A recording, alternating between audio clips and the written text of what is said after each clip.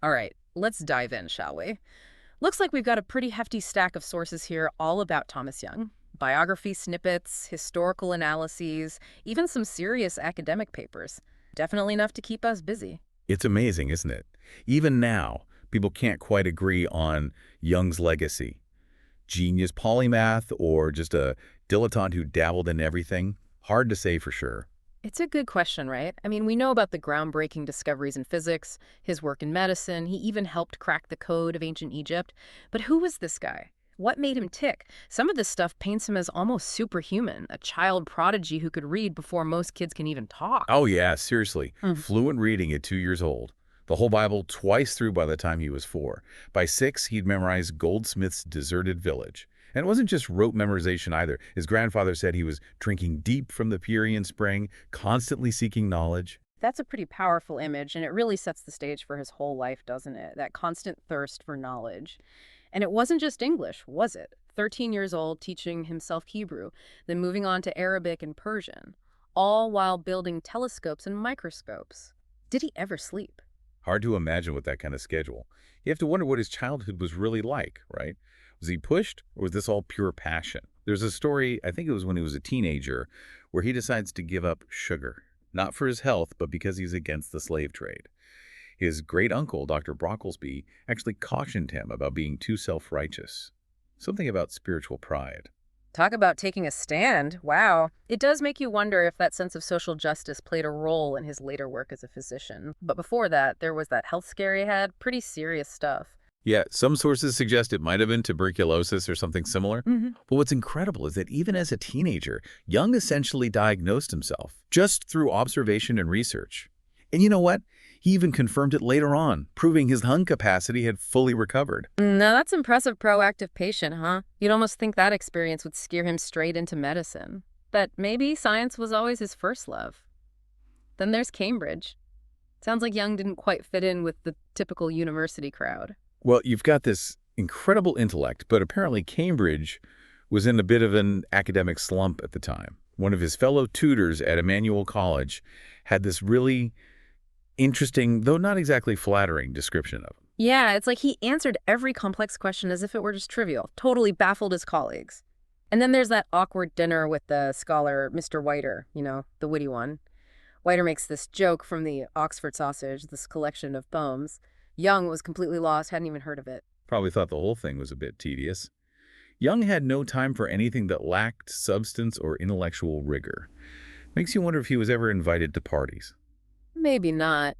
But even if he wasn't the most sociable guy, he still managed to produce some groundbreaking work on vision during this time, right? Oh, absolutely. Yeah. This is where Young really starts to shine. He was conducting these experiments trying to understand how the eye focuses. Though he did have this idea that the lens of the eye was actually muscular. Well, everyone was working with what they knew back then. It's still pretty remarkable for someone in their early 20s, wouldn't you say? For sure. And to prove his point, he used something called the Shiner experiment. Imagine taking a card, poke 2 little pinholes in it, and then hold it up close to your eye while looking at, say, a needle. What do you see? 2 needles. Bingo. But as you adjust your focus, those 2 needles merge into one. By studying how those images shift, Young figured out the mechanics of how our eyes focus. Okay, I get it. That's pretty neat. It's a brilliant insight. And let's not forget his 3-color theory of vision. He actually proposed that we only need 3 types of color receptors to perceive the entire spectrum. This idea was so advanced it took over 100 years for science to catch up and prove it. A recurring theme with Young, I'm noticing. Brilliant ideas, way ahead of their time. But then, boom, he's off to the next thing before fully exploring the first. Like his mind was always racing ahead. You're right. It does make you think, what if he'd focused on just one field? What could he have achieved? But then again, maybe that constant exploration was just how his mind worked. It's fascinating. It's like he had to explore everything. Which brings us to his time at the Royal Institution. Now, this is where things get really interesting. He was a lecturer there, wasn't he? Yeah, at the newly formed Royal Institution, the whole idea was to showcase the practical applications of science, make it accessible to the public. But this is where Young's personality kind of clashed with the expectations of the time. He loved elegance, reason, those were his things. But the audiences, well, they wanted to be entertained. Makes sense. I mean, who wants a boring lecture, no matter how groundbreaking the science? There's this fantastic Gilray caricature in one of the sources depicting a Royal Institution lecture. It's total chaos. You've got one lecturer giving gas to a guinea pig, another swinging smoking bellows around, a woman described as silly just throwing her hands up, and Count Rumford, the founder, looking on with this like mysterious expression. It's a perfect snapshot of the era. Science was becoming a public spectacle, and Young, with his love for pure knowledge, probably struggled to fit into that mold. Brilliant, yes. But maybe not a natural showman, which might explain why his lectures weren't as popular as he'd hoped.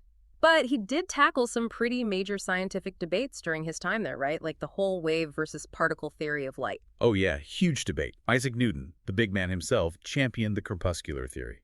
Light is made up of tiny particles. But then you've got Huygens proposing the wave theory. Hold on, how could waves travel in straight lines like sunlight? And then there's refraction. Light bends when it enters water. How did each theory attempt to explain those? Okay, so Newton argued that the light particles were attracted to denser mediums, like water, for example, causing them to bend. And as for traveling in straight lines, he basically said the corpuscles moved so fast they didn't have time to spread out like waves do. So speed was the key for Newton. Got it. Exactly. But the wave theory had a tougher time with those explanations.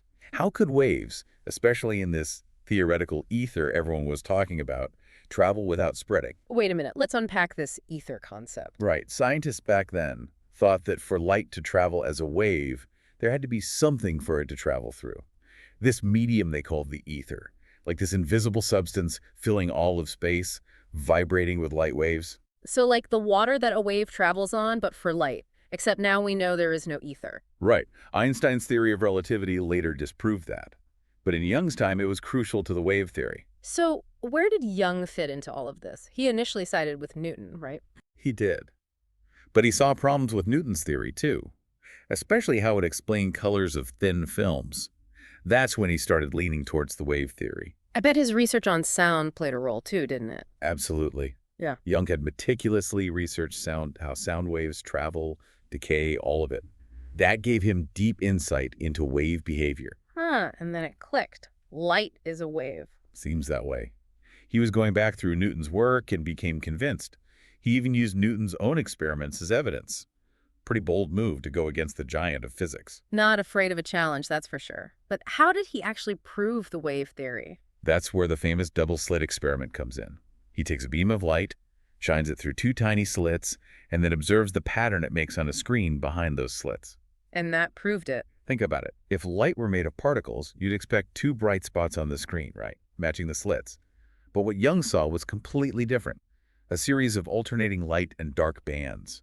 We call them Young's fringes now. Okay, and what causes those fringes? Interference. It's a classic sign of waves interacting. Imagine two waves in a pond, spreading from 2 points.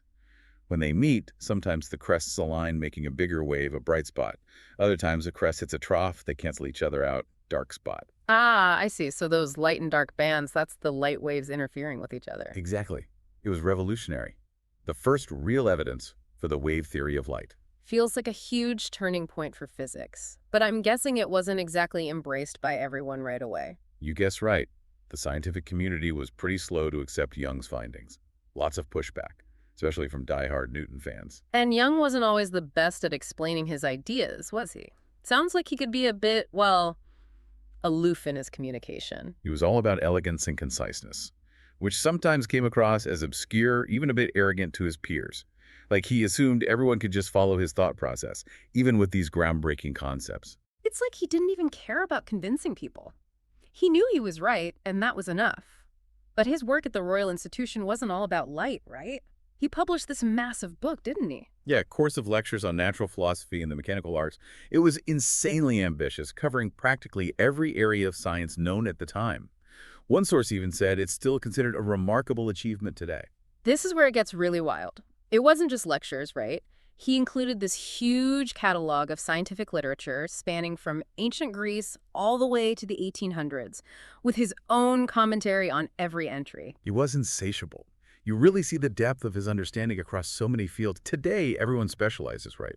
But back then, to have such a broad grasp of knowledge, mind-boggling. It really makes you think. In this book, it highlights his contributions beyond just light. Like he introduced the concept of the modulus of elasticity, basically how stretchy or stiff a material is. And he had these early insights into the atomic nature of matter.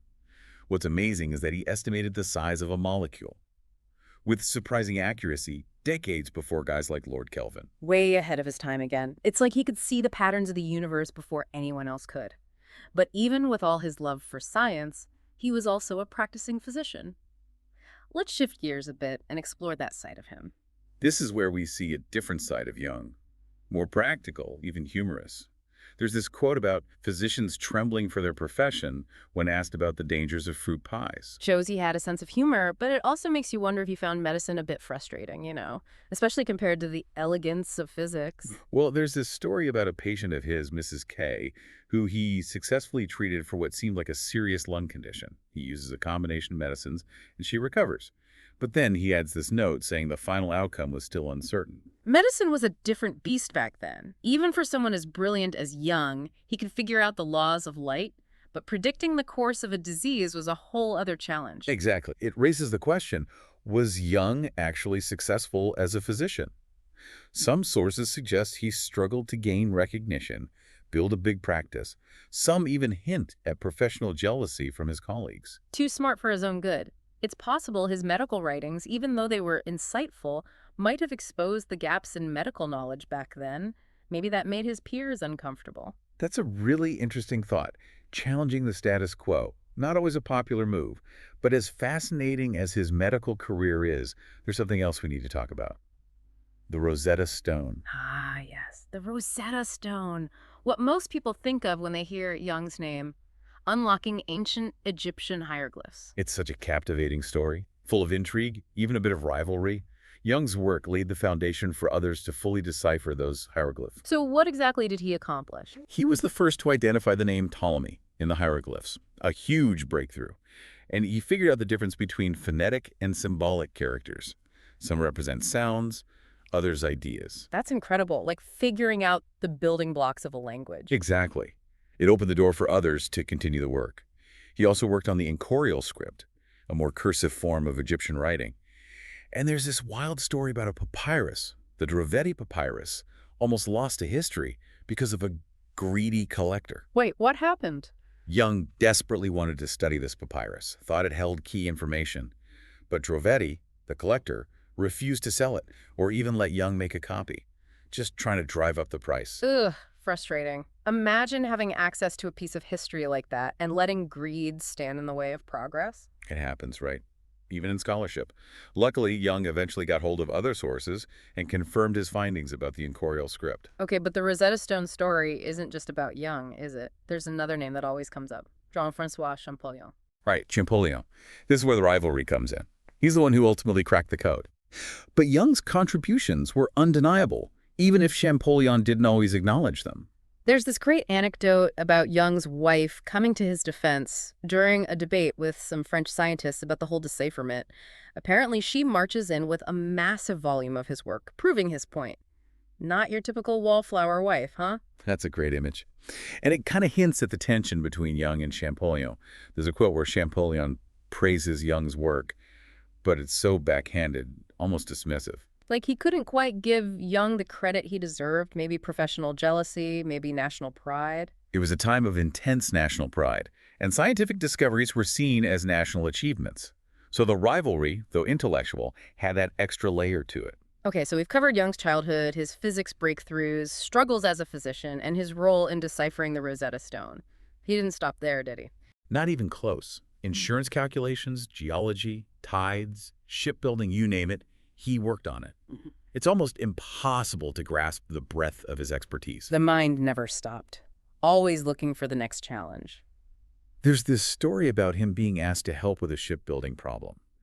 This new construction method was causing controversy, and Jung, being Jung, jumps right in. And he didn't just offer some theoretical solution, I bet. Nope, he dug into the ship's structure, analyzing stresses, strains, using his knowledge of materials to assess the new design's strength and stability. He probably even conducted experiments, didn't he? Proving that the new method was sound, despite all the pushback from the old guard. Exactly. Another example of Jung applying his vast knowledge to a real-world problem, bridging that gap between theory and application. It's really remarkable, you know. He could jump from those abstract theoretical problems right into hands-on engineering, But I think he always came back to that pure pursuit of knowledge. It was his real passion. Yeah, he really seemed to thrive on pushing those boundaries of knowledge. There's a quote, I think it's from one of his letters, where he compares scientific investigation to gambling. But the real payoff is uncovering some beautiful and simple result. Like, the universe was a giant puzzle just waiting to be solved. Yep. His work with the pendulum is a great example of that. This idea of a universal standard of length replicable anywhere. It really captured his imagination. It sounds a bit esoteric, doesn't it? Did it have any practical implication? Oh, absolutely. His research led to more refined calculations for the seconds pendulum, used for measuring gravity and establishing the exact length of a meter. Ah, so a tiny detail, but with big implications. It's like every problem, big or small, just added another piece to that giant puzzle he was always working on. But all this incredible work, this relentless pursuit of knowledge, it must have taken a toll, right? The sources kind of hinted at him struggling with recognition, feeling frustrated with colleagues who didn't share his intellectual intensity. Yeah, there are definitely glimpses of a man who felt misunderstood, maybe even a bit isolated at times. His brilliance could be intimidating. And even though his writing is elegant, it wasn't always easy to follow. He could come across as aloof or even arrogant, even though his passion for sharing knowledge was genuine. It's almost tragic, isn't it? You wonder if he could have achieved even more if he'd been better at collaborating, connecting with people, getting his ideas across. It's a good reminder that even the most brilliant minds need support, understanding to truly thrive. Knowledge might be a solitary pursuit sometimes, but sharing it is where it flourishes. That's true. But Young wasn't a complete loner, right? He was a fellow of the Royal Society, served as their foreign secretary, and corresponded with some of the biggest names in European science. Right, and his involvement with a nautical almanac, though it was controversial, shows his commitment to using knowledge for the public good. He wanted science to benefit everyone. There was even a clash with some astronomers who wanted to keep the almanac exclusive. Young argued it should be available to all navigators. Again, it goes back to that idea of knowledge being most valuable when it's shared and used to make a difference. And it seems like Young really embodied that, even with his struggles for recognition. He wasn't interested in hoarding knowledge, that's for sure. He wanted to see it applied, to make an impact on the world. It makes you think about his legacy, doesn't it? Polymath, dilettante, or something else entirely. It seems like he defied simple categorization. Brilliant, without a doubt.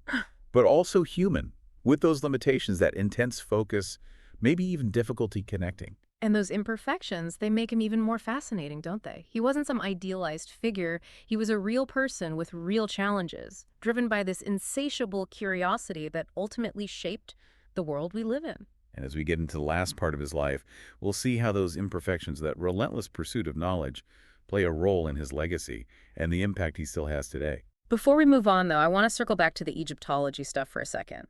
We talked about his groundwork in deciphering hieroglyphs, but the sources go into so much detail about his process. It wasn't just about cracking a code, was it? Oh, no, not at all.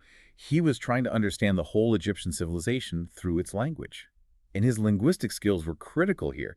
It wasn't just translation. He was reconstructing grammar, syntax, even the logic of ancient Egyptian, comparing it to other languages like Coptic and Hebrew, searching for those underlying patterns. Like piecing together a giant jigsaw puzzle, with each inscription, every papyrus fragment revealing a new piece. Perfect analogy. And he was incredibly thorough, cross-referencing everything, constantly questioning his assumptions. He knew how a single misinterpreted word or symbol could lead to entirely wrong conclusions. And this is where his rivalry with Champollion gets even more interesting, right? They were both brilliant, both fixated on ancient Egypt, but their approaches were so different. Champollion was more intuitive, willing to jump ahead based on less evidence. He really wanted to uncover the stories, the narratives hidden in the hieroglyphs. While Young was more cautious, grounded in logic, methodical, he wanted that solid foundation of knowledge before interpreting anything. You've got it. Two sides of the same coin, and both were essential. Without Champollion's boldness, who knows how long it would have taken to decipher hieroglyphs. But without Young's groundwork, Champollion could have gone down so many wrong paths. It's such a great example of how different personalities and approaches can actually work together, complementing each other to push knowledge forward. But it doesn't sound like it was always a friendly rivalry. The sources hint that Champollion might have downplayed Young's contributions on purpose, wanted to take all the credit. It does seem that way. There's a quote from Champollion where he acknowledges Jung's work, but it's almost like he's minimizing it, saying Jung had some correct ideas but didn't really understand hieroglyphs. Like he couldn't bring himself to give Jung his due. A mix of jealousy and national pride, maybe. Possibly. And even now, Champollion is often the one who gets the recognition for deciphering hieroglyphs. Jung's contributions are sometimes overlooked. It's a reminder that history is often written by the victors, even in the world of academics. But the fact that we're still talking about Jung's work centuries later speaks volumes, doesn't it? He might not have gotten all the praise he deserved in his lifetime, but his impact on Egyptology is undeniable. Absolutely. And his contributions go far beyond just Egyptology. Right. We've touched on his later work in insurance, geology, even tides. He never stopped, always searching for new intellectual frontiers. A true lifelong learner, but going back to that idea of him being misunderstood, struggling for recognition, did that ever change? Did he find peace at the end? That's a great question, and I think we'll explore that in the final part of our deep dive into the fascinating life of Thomas Young. It really makes you wonder what kept him going, right? Even when he wasn't getting the recognition he deserved. It's true. And even toward the end, as his health was declining, that drive to learn and contribute never went away. One source mentioned how he was still working on proofs for his Egyptian dictionary right up until his death. He was even making corrections in pencil because he was too weak to hold a pen. It's pretty remarkable. Wow, that's dedication. Yeah. Really makes you think, what drives a person like that? What is it about that pursuit of knowledge that keeps someone going, even facing their own mortality? Was it just wanting to understand the world, or something deeper? A need to leave a mark, to make a lasting contribution? Those are big questions. I don't think there's one answer for everyone. But for Jung, it does seem like he truly believed in the power of knowledge, that unlocking those secrets of the universe, that was the ultimate human goal. It's almost like he saw knowledge as a path to immortality, to transcend our physical limits. And in a way, he was right. I mean, his work still impacts us today, even if his name isn't always front and center. Those principles he uncovered, those connections he made, they're woven into our understanding of the world. That's a pretty amazing legacy to leave behind. But do you think he found peace at the end? Knowing that his work, even though it was sometimes scattered, even misunderstood while he was alive, would ultimately have such a lasting impact. There's this quote from him just a few days before he died that gives us a glimpse into his mindset. He said it would be a great satisfaction to him never to have spent an idle day in his life. Wow. That's powerful. It's not just about achievement, is it? It's about purpose, about living a life driven by a passion for something bigger than yourself. And that resonates with anyone who's felt that spark of curiosity, right? That urge to learn, to explore. It reminds us that knowledge isn't just about facts and figures. It's about the journey, the joy of discovering something new, even if it's just a tiny piece of a much larger puzzle. And that's what makes Jung's story so inspiring, isn't it? He wasn't just brilliant, he was a testament to human curiosity. That potential we all have to make a difference, even if it's just adding our own little piece to the ever-growing body of knowledge. He dared to know everything. And by doing so, he pushed those boundaries of what was possible, not just for himself, but for all of us. Yeah. That's something worth celebrating. So as we wrap up this deep dive into Thomas Young, I'm left with a sense of awe and a renewed appreciation for lifelong learning. It's been a fascinating journey. It has. And here's a final thought to ponder. In a world that's all about specialization, what can we learn from someone like Young? How do we cultivate that same curiosity, that drive to explore, to connect the dots, even as we're bombarded with information? It's a challenge, for sure. But as Young's life shows us, it's a challenge worth embracing. That pursuit of knowledge isn't just a means to an end, it's an end in itself. A journey that enriches our lives and leaves a lasting mark on the world.